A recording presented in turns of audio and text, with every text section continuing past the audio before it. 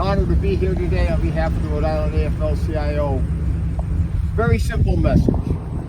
If we want a better country, we should have a stronger labor movement. And the reason for that is what the labor movement has done historically, as Seth mentioned, is to create and build a middle class. But it's also the mechanism and the instrument that makes sure that workers get treated fairly on the job, have good health and safety protections, have rising income, have good benefits, and have retirement security.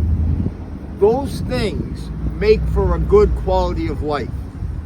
But that only happens with a strong labor movement. We know right now the approval rating of labor unions in this country is among the highest it's ever been. We also know that millions of workers, given an opportunity, a fair opportunity, would join a labor union in a minute because they know what it means. But we have a system that is unfair and there is no level playing field. And what happens is, I've been through this many years. I started as an organizer and organized in a lot of different industries, the jewelry industry, the healthcare industry. The single biggest factor that changed the union organizing drive was a worker being fired, illegally fired. And it takes years, if longer than that, to get their job back. So the employers know we can break the law with impunity. We have to create a level playing field. If we do that, unions will grow and we'll have a better country. Thank you. You know, I'm holding in my hand a copy of the United States Constitution. And corporations like Starbucks and their boss, Howard Schultz, want everyone to believe that this document doesn't apply when you walk through the doors of a Starbucks to go to work, or into a classroom, or through a factory gate. Well, I gotta tell you, I've been an organizer for 25 years, and I've seen the bosses pull every dirty trick in the book. They fire you, they threaten you, they try to insinuate that the union's gonna take your money and not do anything for you. If that was the case, why would they fight so hard? If the union wasn't gonna be effective in raising wages and benefits, why would the bosses care? Because they know it's not true. They know that when unions have a level playing field, that we will fight for the working class, we will raise people's wages, we'll bring them up into the middle class, and we will make sure that the rights enshrined in the United States Constitution don't just stop at the factory gate, that every single person in this country is entitled to the full protection under the law. And the bosses want that not to be the case. You know why? Because it's about money. It's about profits. It's not about making sure that this country's a better or stronger place. It's the unions that fight for that. And that's why I'm so proud to stand here with Congressman Magaziner to be a sponsor of the PRO Act, because we've got to get this law passed. Thank you very much.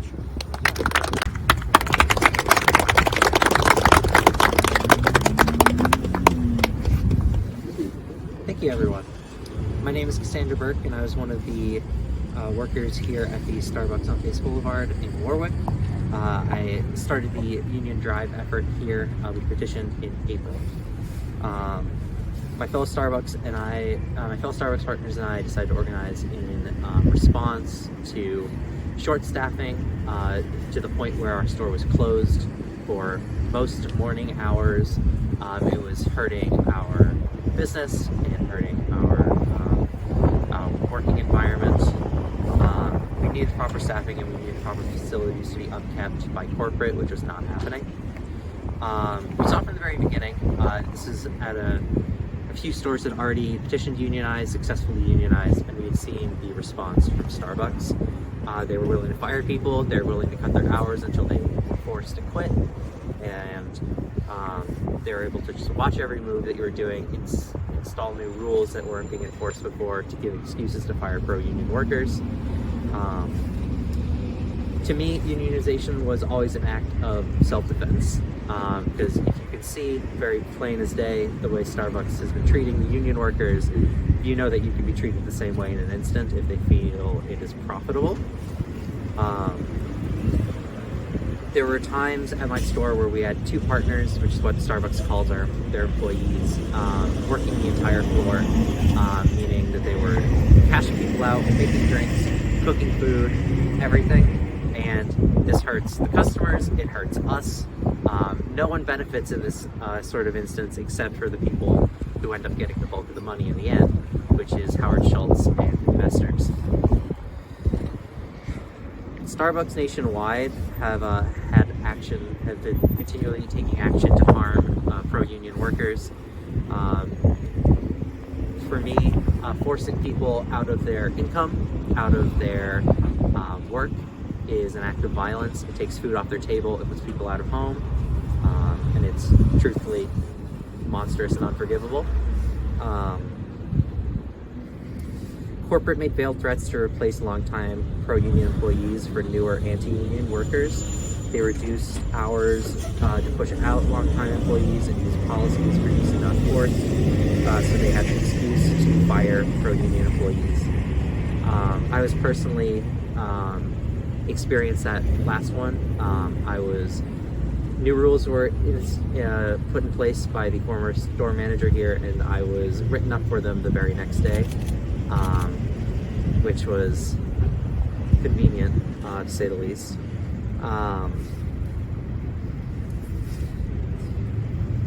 They put up signage in our break room asking workers to vote no, and promised vacation time and better benefits if the store did vote no. The recent installation of electronic tipping at Starbucks was actually withheld from stores that voted to create a union. With my store, management cornered workers in private to try and talk them at the union alone without having people there to myth bust, really. Starbucks pushback against unionization highlights the need for increased labor protection laws. The PRO Act will protect our right to form and join unions,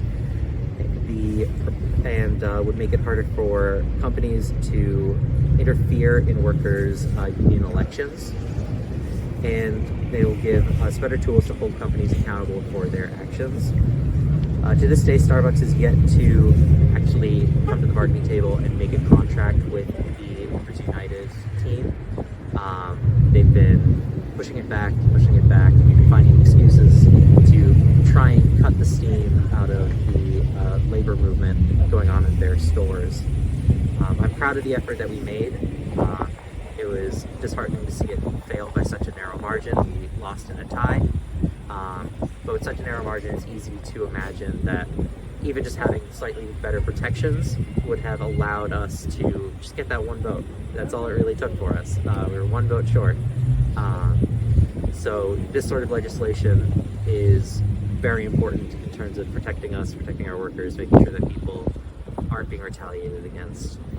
Yeah. Thank you. Thank you.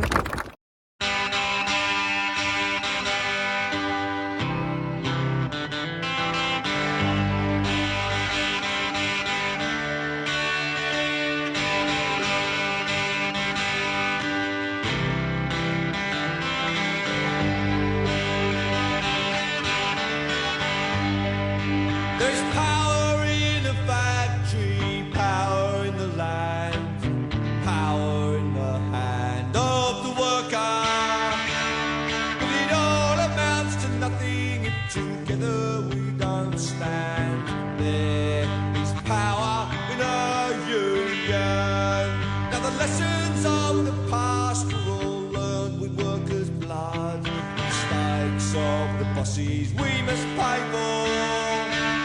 From the cities and the farmlands to trenches full of mud, war has always been the boss's way, sir. The union forever defending our rights.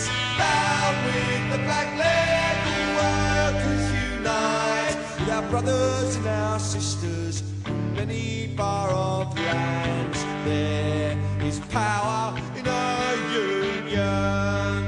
Now I long for the morning that they realise brutality and unjust laws cannot defeat us. But who'll defend the workers who cannot organise when the bosses send their lackeys out to cheat us? Money speaks for money, the devil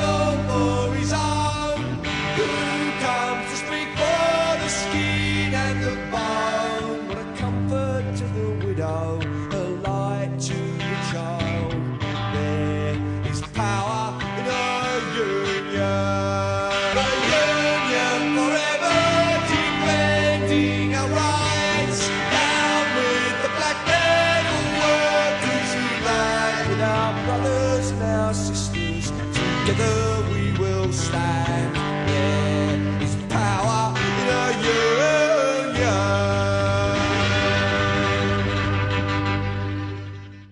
Thank you for joining us for this edition of Labor Vision. We appreciate your input and encourage your comments.